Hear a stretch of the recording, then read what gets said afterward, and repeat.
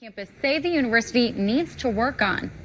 Now, good evening, guys. I just wrapped up at Jesse Hall here. Now, the biggest issue seems to be students just not feeling like they belong on campus. 19% of the respondents said that they felt some sort of exclusionary behavior. Now, that could be harassment, bigotry, racial profiling. 68% of those respondents said that when they took those issues to MU, the university did not respond in a manner it would have liked. Now, with all that being said, 66% of the respondents did say that they felt comfortable or very comfortable on MU's campus. Now, a lot of stakeholders were at this meeting, students, faculty, administrators. They all said MU had a lot of work to do, but everybody was moving in the right direction and the future is bright. I'll have more on this story at the 9 and 10, but in Columbia, Chris Joseph, KOMU 8 News.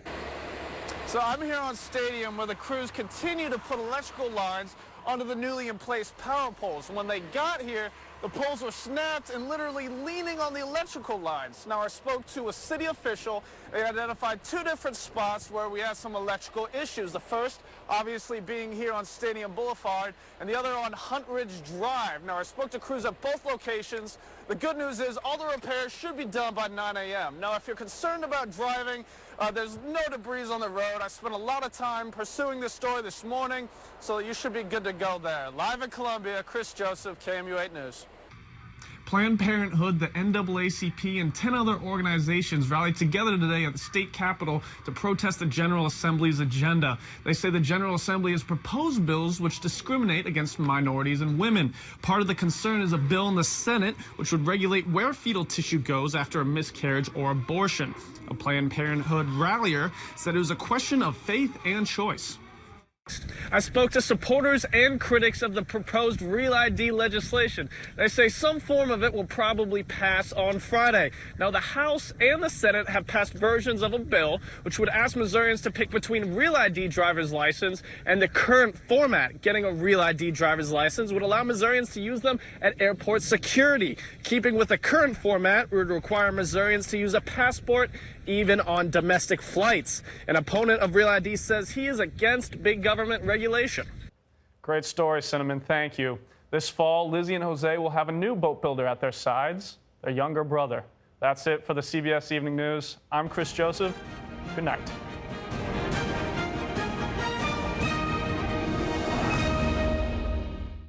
The next chancellor will not be named until March of 2017 at the earliest. That's when Moon Choi officially takes over as system president. The St. Louis Zoo is nearly finished replacing nearly $200,000 worth of observation windows at the orangutan exhibit after one of the apes broke 4 of them. Zookeepers say orangutan Ruby had banged rocks on the glass for months hoping for treats. Thanks for watching. The Today Show will be right back. On 9th Street and Locust, on 5th Street and Turner, new apartment complexes are everywhere. For a while, there wasn't a lot of money to be made. The places were all full, rents were high, so it made sense to build. Now, it takes several years from, the idea, the concept stage until the final, kids move in.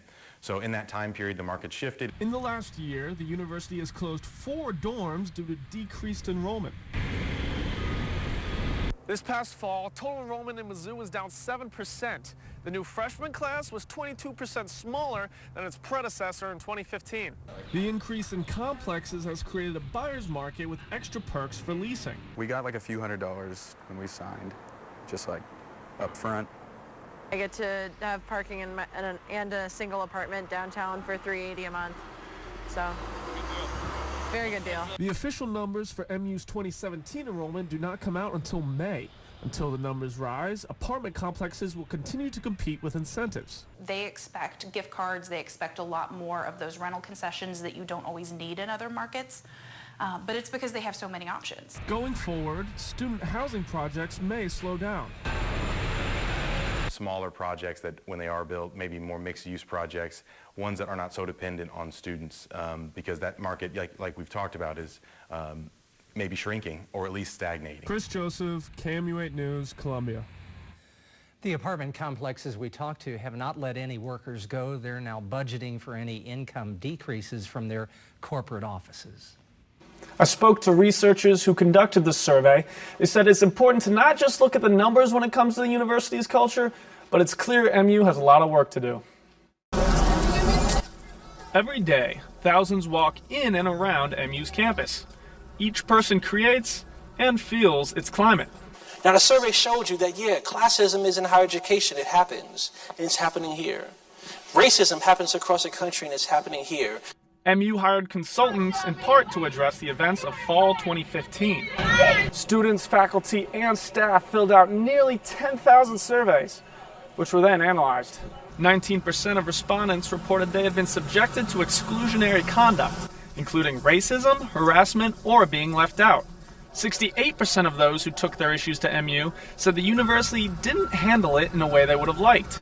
Administrators said they're working on it. I want you to know that I and every leader who's serving are dedicated to working with you toward creating a better climate. I am energized by the opportunity to address these issues.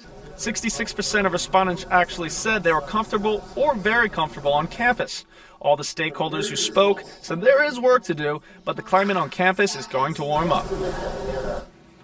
Another town hall meeting will be held tomorrow at 12:30 in Jesse Auditorium, and the full report from the consultants will be published on Monday. In the studio, Chris Joseph, KMU 8 News.